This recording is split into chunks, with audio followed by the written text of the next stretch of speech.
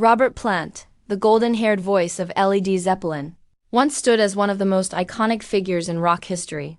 His soaring vocals shaping an era and his commanding presence helping to define the mythology of the genre itself. Yet, at 76, his life looks vastly different from the wild, electric days when he stood center stage before roaring crowds of thousands, embodying youth, energy, and rebellion.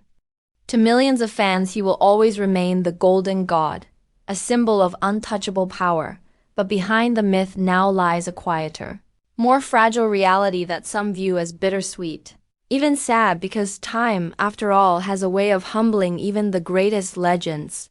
For decades, Plant lived larger than life, from the thunderous majesty of Stairway to Heaven to the primal howls of Whole Lotta Love. His voice was not just powerful but seemingly otherworldly, capable of reaching heights no one else dared attempt, yet the costs of rock stardom were severe, and none was heavier than the devastating loss of his young son Carrick in 1977.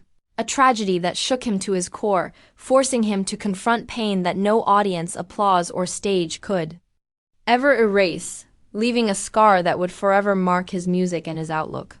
In the years that followed, Plant refused to let himself be trapped in Led Zeppelin's shadow. And throughout the 1980s and 1990s, he pushed to reinvent himself, experimenting with new sounds, embracing world music, and shaping a solo career that allowed him to stay in the spotlight while chasing his own artistic vision. Yet as age crept in, the road became harder, and the voice that once defined a generation now bears the wear of decades. Still beautiful, still haunting, but undeniably changed, and while his artistry remains, fans who grew up with the glory days of Zeppelin sometimes struggle to watch their idol grow older, longing for the untamed fire of his youth. Now at 76, Plant lives a life far removed from the chaos of his younger years.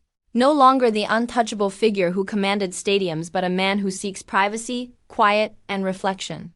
Performing only occasionally, often with stripped-down folk and blues projects, his once colossal stage presence now confined to smaller, more intimate venues, and to some fans this is difficult to accept. A painful reminder that even legends cannot outrun time, that the man who once embodied eternal youth has aged like all of us. Yet perhaps the sadness belongs less to Plant himself and more to the audience who cannot let go of the image of him at his peak, screaming into a microphone, hair flowing, body alive with energy. He, on the other hand, has chosen dignity over nostalgia, peace over spectacle, and though his voice has changed, his spirit has not. He remains an artist who never stopped searching, never stopped evolving, still carrying within him the soul of the man who once reshaped music forever. To some, the way Robert Plant lives now may seem sad, but to him it may finally be the life he always longed for, a life beyond the storm, where music is no longer about glory or grandeur, but about honesty, reflection, and truth.